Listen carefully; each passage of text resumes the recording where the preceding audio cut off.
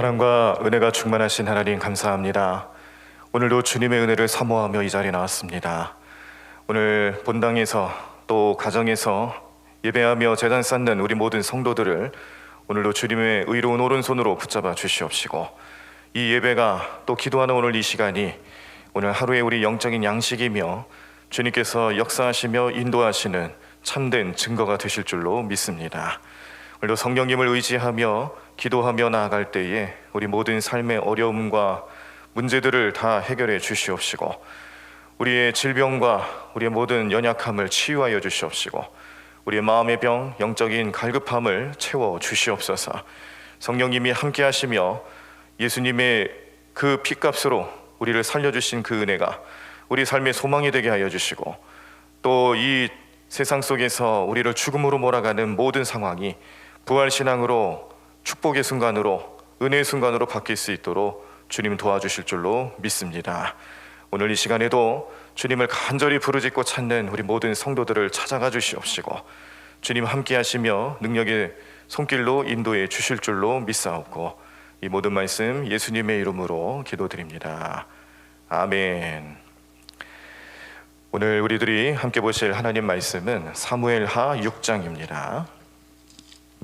사무엘하 6장 말씀을 교독하시면서 말씀 함께 읽도록 하겠습니다. 구약성경 471쪽에 나와 있습니다. 사무엘하 6장 말씀.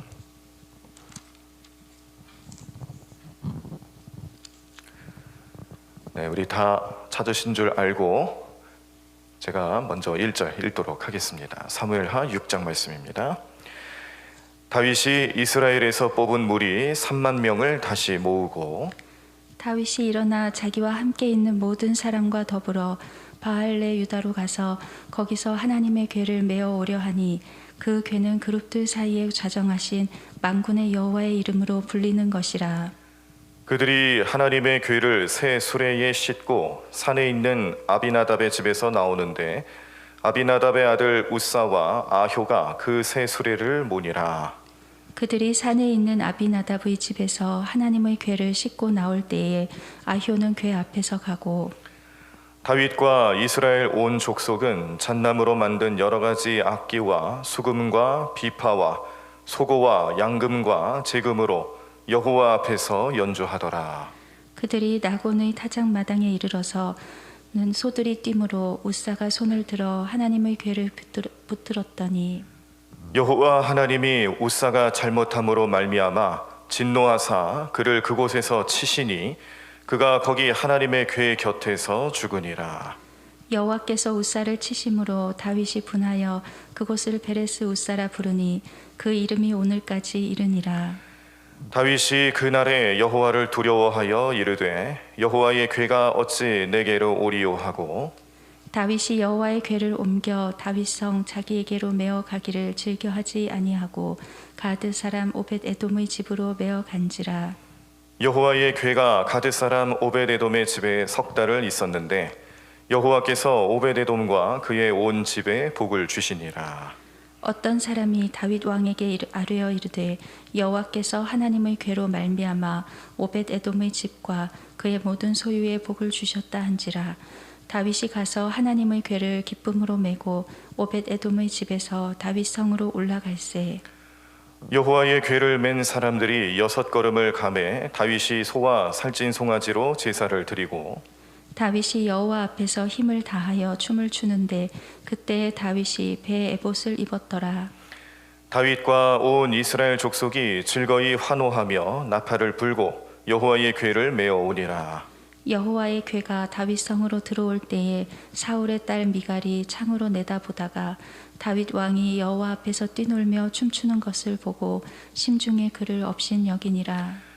여호와의 궤를 메고 들어가서 다윗이 그것을 위하여 친 장막 가운데 그 준비한 자리에 그것을 두매 다윗이 번제와 화목제를 여호와 앞에 드리니라. 다윗이 번제와 화목제 드리기를 마치고 만군의 여호와의 이름으로 백성에게 축복하고, 모든 백성 곧 온 이스라엘 무리에게 남녀를 막론하고 떡 한 개와 고기 한 조각과 건포도 떡 한 덩이씩 나누어 주매 모든 백성이 각기 집으로 돌아가니라.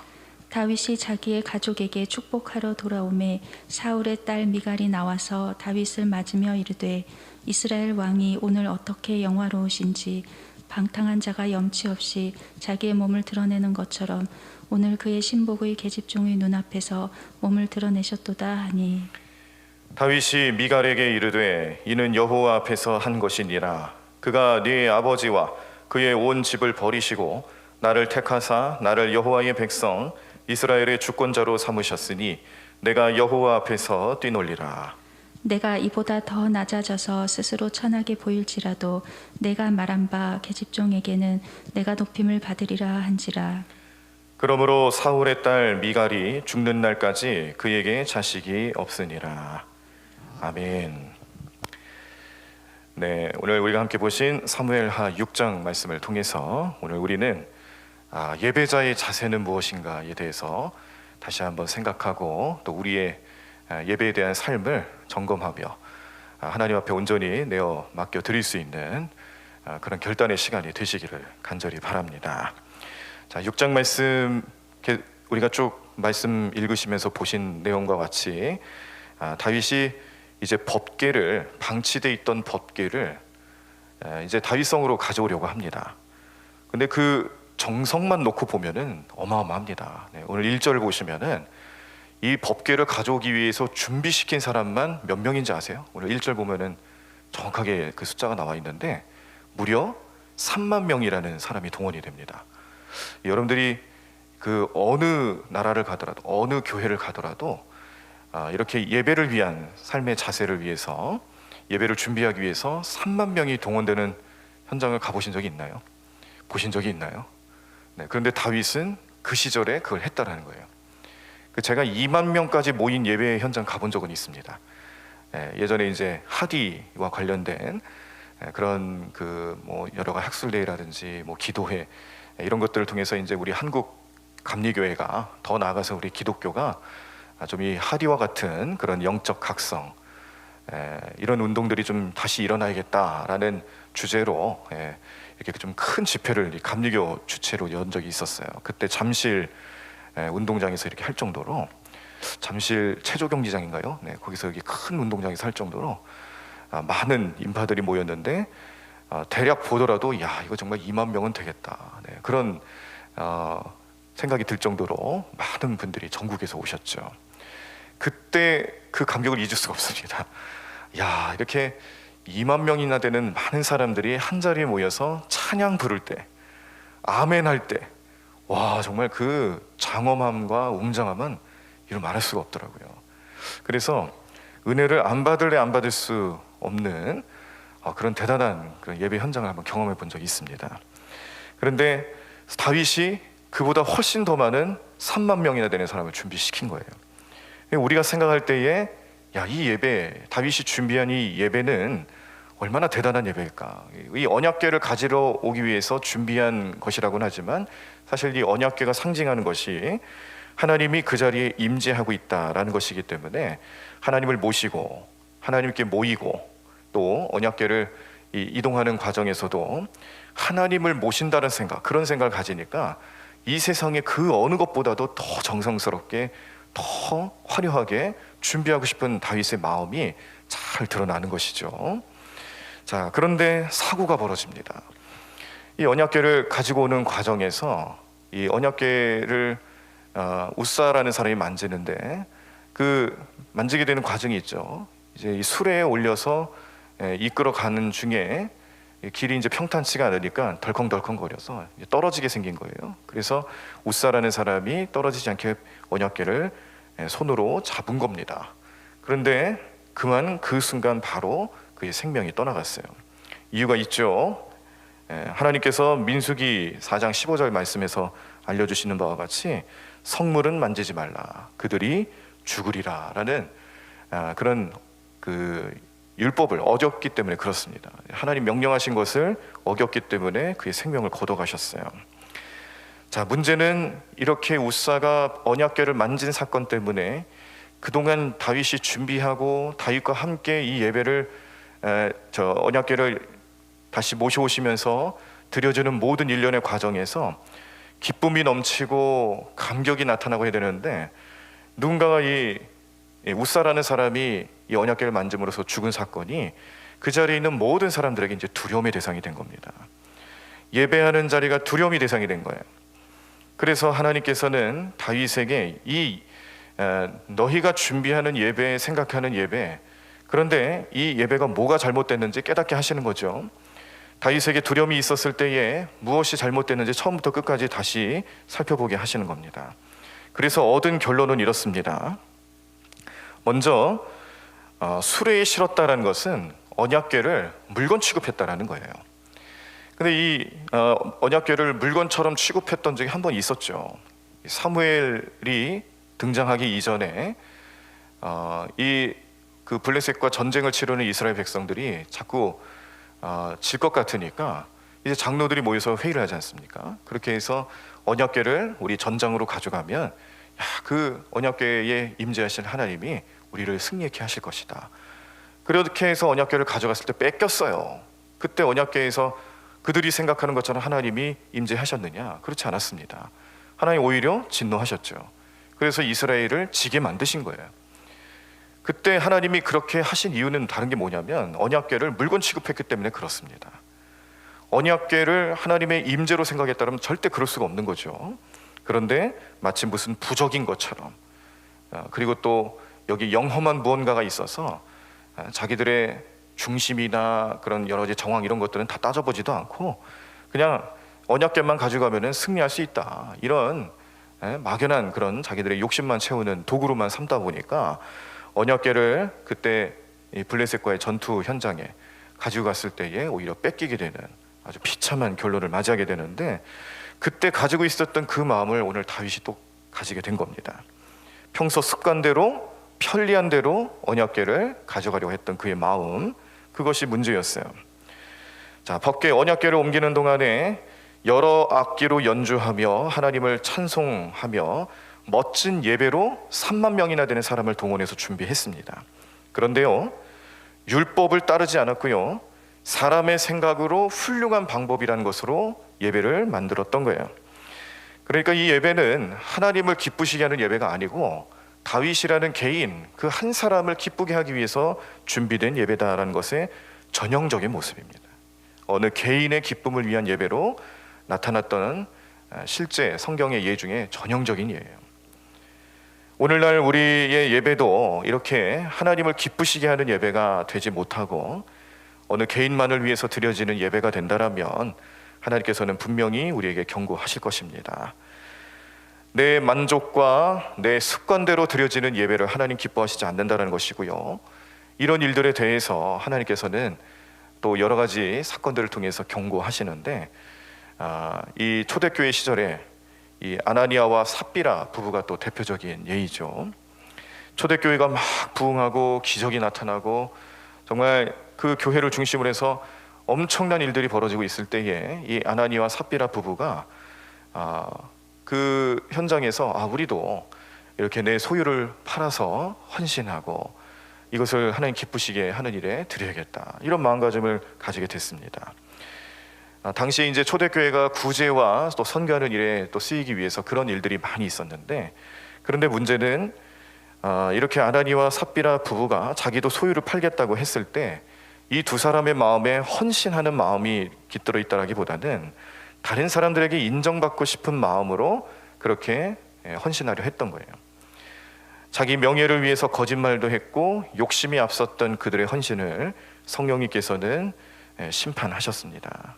베드로 앞에서 거짓말한 것은 하나님께 거짓말한 것이 되었고, 하나님을 속이려 했을 때에 그들의 생명을 거둬가시는 하나님의 심판, 그것이 두려움이 대상이 되었는데, 오늘 이 언약궤를 수레로 나르고 그리고 그 분위기 자체가 굉장히 웅장하고 많은 사람들이 동원될 정도로 장엄한 분위기 속에서 이동하고 있었지만, 그러나 웃사라는 그 한 사람이 죽게 됨으로써 그 자리에 거룩함은 사라지고요, 오로지 사람의 편리함과 자기 만족의 수단으로 드려졌던 예배가 어떤 결론을 맞게 되는지 하나님께서 결과적으로 심판하셨다는 것을 보여주십니다. 오늘 우리들의 예배가 그렇게 돼서는 안 됩니다. 오늘 교회들, 많은 교회들, 또 많은 성도들, 또 목회자들 마음속에 예배를 그런 마음으로 드리시면 안 된다라는 거예요. 그래서 오늘 6장 말씀에는 이러한 예배자의 자세에 대해서 결론을 맺는 내용으로 어떤 예배자가 되어야 되는지에 대해서 설명하며 결론을 맺는데, 여기에 이제 주요 인물들이 세 사람이죠. 아까 말씀드린 우사가 나오고 또 다윗과 그리고 그의 아내 미갈이 나옵니다. 다윗과 우사와 미갈, 이 세 사람의 모습이 우리의 삶에 있어서 우리는 어떤 예배자로 되어야 되는지 알려주는 대표적인 예가 되는 겁니다. 우사는 다시 한번 말씀드리지만 율법대로 행하지 않고 자기 만족으로 인하여서 나타났던 사고의 대표적인 사람이 됐어요. 그래서 우사가 죽은 사건 때문에 두려움이 생기니까 이 언약궤를 가지고 오다가 중간에 멈추고 오베데돔이라는 사람에 잠시 맡기게 됩니다.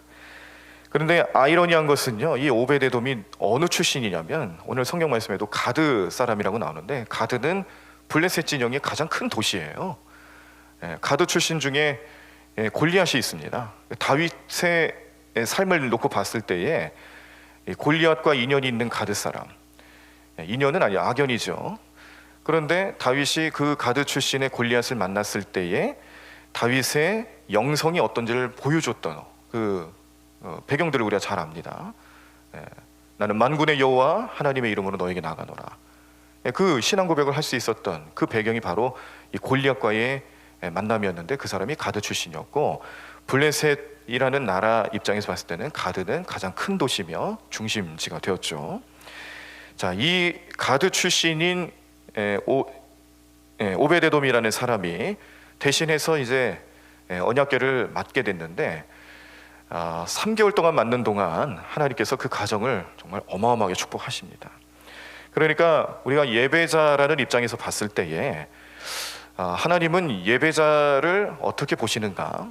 그 사람의 출신, 그 사람의 성품, 인종, 그 사람이 가진 그 모든 배경, 이런 것들을 다 뛰어넘어서 예배하는 자에게 축복하시는 하나님이라는 걸 알려주시는 거예요.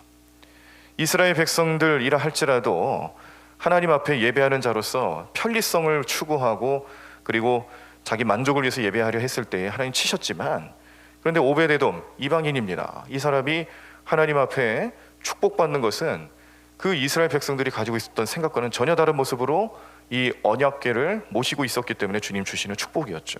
그래서 예배라는 것은 우리의 삶의 모든 것을 뛰어넘어서 우리를 축복하시고자 하시는 하나님의 은혜를 경험하는 시간이 된다라는 것을 깨닫게 하십니다. 자, 그리고 그렇게 해서 3개월 동안 지켜본 거예요. 다윗이 지켜보니까 이제 하나님께서 화를 멈추신 것처럼 보이거든요. 그래서 다시 자기의 성으로 가지고 오게 되는데, 이때는 이제 철저하게 율법이 알려주는 내용들로 준비하고 법궤를 어깨에 매서 이렇게 긴 막대기로 고리에 걸어 어깨에 매서 그렇게 사람의 힘으로 가져오게 되고요. 6걸음 하고 제단을 쌓을 정도로 하나님 앞에 정성으로, 하나님 중심으로 그렇게 예배를 준비하는 모습을 보여주게 됩니다. 무사히 예루살렘 다윗성으로 들어오게 되는데, 자, 이 과정에서 미갈이 다윗이 너무 기쁜 나머지 막 춤을 추고, 그리고 또 막 정말 평소에 볼 수 없었던 그런 이 왕 그러면은 좀 근엄하고 좀 이렇게 사람들한테 뭔가 모범이 될 만한 그런 모습을 좀 보여줘야 된다는 그런 생각들이 있잖아요. 그런데 다윗이 지금 이 다윗성에 들어오는 법궤를 보면서 무슨 생각을 했냐면 너무 기쁜 거예요. 어린아이처럼 춤추고 막 기뻐하며 그렇게 즐거워하는 모습을 보이니까 미갈이 그 모습을 보면서 핀잔을 주는 거죠. 하나님 앞에 채통이 없다. 야, 이렇게 한 나라의 왕이 이렇게 채통 없이 할 수가 있는 것이냐, 업신여기면서 그런 마음을 가지니까 나중에 이 사실을 알게 된 다윗이 한마디 하는데, 이게 결국에는 하나님의 저주가 됩니다. 자, 그러면 이 과정에서 이제 우리는 어떻게 예배자의 태도를 정의할 수 있냐면, 자, 먼저 다시 우사, 하나님 앞에서 경건해야 할 두려움을 잃어버리고 자기 방식대로 하나님을 섬기는 사람을 대표하는 사람이에요. 우리는 그런 모습으로 예배를 드리지 않았는지 살펴보셔야 합니다. 자, 미갈, 예배 관찰자로 예배를 드리는 사람이에요. 예배자로서 내가 하나님 앞에 어떻게 나아갈 수 있을까?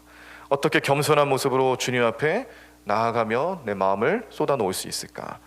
그런데 그런 마음보다는 오늘 예배가 어떻고 또 어떤 성도의 신앙이 어떻고 그 삶에 대해서 비판하고 판단하면서 예배로 중심을 가기보다는 예배를 관찰하면서 비판하는 사람으로 예배를 드린 사람이 있다는 겁니다. 이거는 예배의 실패의 대표적인 예로 미가를 향해서 하나님께서 그 예배의 모습은 기뻐하시지 않는다는 것을 분명히 보여주셨죠.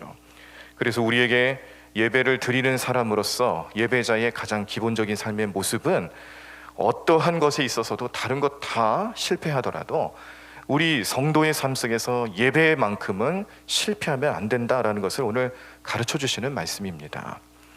다른 것 다 못해도 예배만큼은 실패하면 안 된다는 것을 또 우리 자녀들에게 가르쳐 주셔야 합니다. 그러므로 예배가 무엇인지 또 예배는 어떻게 드려져야 되는 것인지에 대해서 늘 다시 생각하고 깨닫고 살펴보고 점검하면서 내가 참된 예배자인지를 살펴보셔야 하는 것도 우리의 영적인 숙제입니다. 간단히 말씀드리면 예배는 하나님 앞에 하나님 우리에게 계시하시면서 우리에게 나타내 보이실 때에 우리는 하나님 앞에 어떻게 반응할 수 있는가, 이걸 늘 고민하는 거예요. 찬양을 드려도 찬양 자체가 예배다. 또 예배를 통해서 내 죄를 고백하는 것 잊지 마셔야 하고요. 선포되는 말씀 속에서 그 말씀이 내 삶에 하나님 말씀으로 들려질 수 있도록 기도로 준비하고, 또 말씀을 선포하는 주의 종들을 위해서도 기도하고, 또 우리가 봉헌하는 시간, 헌금 드리는 시간이 단순히 그냥 물질 또 하나님 돈을 가져와서 하나님 앞에 드린다, 이게 아니고요. 이 봉헌이라는 것은 구약 예배의 전통을 따지고 봤을 때에 재물 없이 드려지는 예배가 없었거든요. 그 재물의 대상이 원래는 난데 그것을 주님께서 대신하여 피값으로 갚아주셨고, 그러나 우리는 예배를 통하여서 나를 헌신하는 삶의 자세를 필요로 하는 것은 분명히 있습니다. 그 헌신하는 자세로 드려지는 예물이 되어야 된다는 거예요. 그냥 단순히 예배 시간이 나와서 야, 오늘 앞에 찬양단이 참 잘 부르네, 특송하는 분들이 야, 오늘 선곡 잘했다, 앞에서 말씀 전하는 사람이 오늘은 좀 설교가 지루하네, 그런 생각하라고 드려진 예배가 아니라는 거죠. 그렇게 예배 드리면서 오늘 참 좋은 예배를 드린 것 같아, 마치 무슨 공연 보고 거기에 대한 대가를 지불하는 것처럼 그렇게 헌금하는 게 아니라는 겁니다. 본래 우리는 나 자신을 드리는 마음으로, 내 모든 것을 드리는 마음으로 예배하는 자들이기 때문에 그러한 마음가짐으로 하나님 앞에 나아가야 되지만, 그런데 하나님께서 우리에게 예수님의 희생을 통해서 모든 걸 다 바꿔주셨잖아요. 거기에 감사하는 마음으로 나의 일부를 주님께 바치며 헌신하는 마음을 그 예물을 통해서 올려드리는 거라는 것을 꼭 기억하셔야 합니다. 그리고 예배는 가장 중요한 게 빠지면 안 되죠. 감사죠. 예배는 항상 감사가 넘치는 예배가 되어야 된다는 것을 잊지 마셔야 합니다. 이런 예배들이, 예배의 모습이 우리 성도님들의 삶에서, 우리 교회에서 잘 나타날 수 있도록 늘 기도하고 또 준비하고, 오늘 다윗이 실수했던 부분들을 내 삶에서는 다시 반복하지 않도록 우리 성령님께 늘 기도하며 간구하시면서 나를 예배자로 세워주신 하나님 앞에 감사하고 참된 예배자의 모습을 잊지 않고 살아갈 수 있도록 오늘도 기도하시면서 오늘 주님께 모든 것 맡기는 우리 모든 성도님들의 삶이 되기를 간절히 축원합니다. 찬양하겠습니다. 나는 하나님을 예배하는 예배자입니다. 내가 서 있는 곳 어디서나 하나님을 예배합니다. 내 영혼 거룩한 은혜를 향하여, 내 마음 완전한 하나님 향하여 이곳에서 바로 이 시간 하나님을 예배합니다. 오늘 예배에 실패하여 예배를 두려움으로 대상으로 생각했던 다윗, 그런데 하나님께서 그를 또 이끌어 주셔서 참된 예배자로 나아갈 수 있는 방법을 율법을 통해 알려주시고, 하나님께서 그 예배를 받으시는 현장에서 다윗의 마음에 그 누구도 경험할 수 없는 기쁨을 주셨듯이 오늘 우리의 삶에도 예배는 나의 삶의 행복이요 기쁨이 된다는 것을 기억하시고, 온전한 예배를 드리기 위해서 오늘 나는 어떻게 주님 앞에 나아갈 수 있을까? 단순히 그냥 예배 시간에만 하나님 앞에 감사하는 삶이 아니라 매일매일의 삶이 예배와 같다, 예배와 같은 삶으로 나아가야 된다는 것을 기억하시고요, 그 감사가 넘치고 헌신하며 또 기쁨이 넘치고 하나님을 중심으로 모시며 살아가는 우리 예배하는 삶이 될 수 있도록 우리 마음을 정하고 이렇게 살게 도와달라고 우리 성령님 의지하며 통성으로 기도하도록 하겠습니다. 찬양하도록 하겠습니다. 나는 하나님을 예배하는 찬양합니다.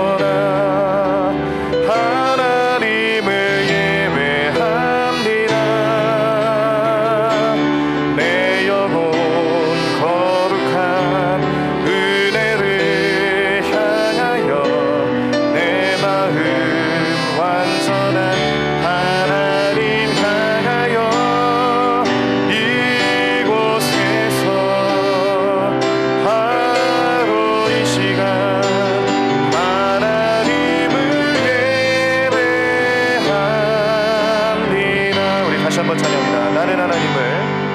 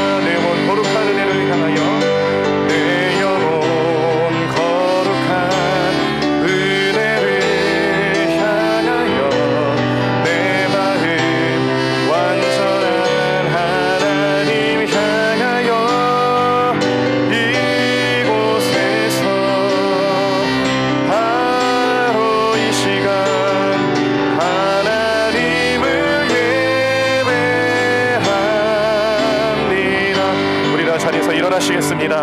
오늘 말씀을 기억하시며 오늘 우리는 예배에 성공하는 삶을 살아가겠노라 결단하시면서 우리 성령님 의지하며 우리 함께 통성으로 기도하시겠습니다. 하나님 감사합니다. 하나님으로 주님께 예배하는 자로 성공케 하여 주시옵소서. 주님께 예배하는 자로서의 우리의 중심과 우리 마음을 정하게 하여 주시옵소서. 오늘도 우리는 말씀을 통해 바라보며 예배는 우리의 편리와 우리의 만족을 위해서 드려지는 것이 아니다라는 것을 다시 한번 깨달았습니다. 하나님 오늘 다윗과 또 그 주변의 많은 사람들의 예배하는 자세를 살펴보면서 우리는 온전히 주님께 예배하는 자로 나아갈 수 있도록 주님 붙잡아 주시고 주님 지혜 주시고 주님 마음을 알게 하시고 주님과 동행하는 삶이 될 수 있도록 역사하며 인도해 주실 줄로 믿습니다. 하나님을 우리 모든 마음을 다하여 주님께 예배하는 삶을 살아갑니다. 오늘 이 새벽 재단도 주님께 우리 모든 것 드리는 마음으로 주님 앞에 나와서 우리를 축복해 주시옵소서. 하나님을 예배하는 우리 모든 성도들을 주님 은혜의 손길로 붙잡아 주시옵소서. 하나님의 능력으로 살게 하여 주시옵시고 하나님의 믿음으로 주님 주시는 믿음으로 온전히 주님께 예배하며 온전히 주님께 영광 올려드리며 살아가는 우리의 삶이 되게 도와주시옵소서. 예배하는 삶의 자세를 통하여서 주님께 헌신하는 우리들의 삶이 되게 도와주시옵소서. 예배하는 삶의 모습을 통하여서 우리의 감사가 넘치게 하여 주시옵소서. 하나님께 온전히 찬양하며 예배하며 감사하며 주님 우리 모든 것을 주님께 맡기며 살아가는 우리 모든 성도들일 줄로 믿습니다. 주님 도와주실 줄로 믿습니다. 하나님 지혜 주실 줄로 믿습니다. 하나님 한순간이라도 우리는 예배에 실패하는 자가 아니라 예배에 성공하고 예배를 중심으로 하여 주님께 나아가는 우리의 삶이 될 수 있도록 역사하여 주실 줄로 믿습니다. 하나님 우리를 붙잡아 주시옵소서.